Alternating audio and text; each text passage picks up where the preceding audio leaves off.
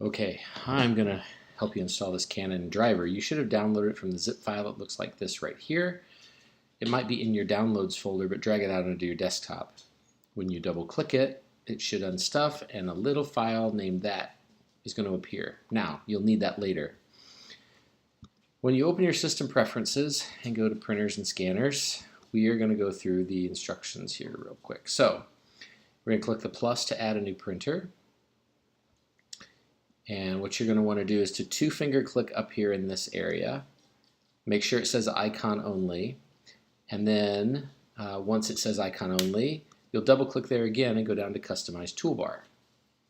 This little window will come open, and you want to take this advanced gear and drag and drop it up onto the toolbar, just like that. And then you can say done. So now the gear appears up here.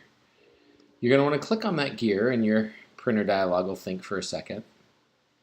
And it will display a window for you that looks like this. Hey!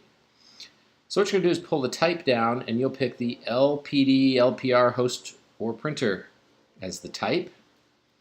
In the URL, you're going to put your name at 10.0.199.105/secure_print, right? It needs to look like this, except it'll have your name, not mine, in it.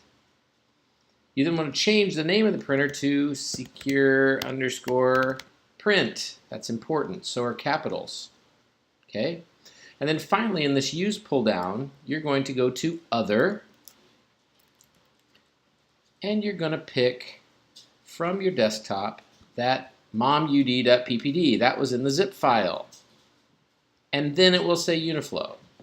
Once you have your screen looking like this, you click Add. It will think for a minute, do its thing, and it will appear in your printers. Now, I'm at home at the kitchen table, so it may not actually find it and finish, but when you're inside the network at school, it will.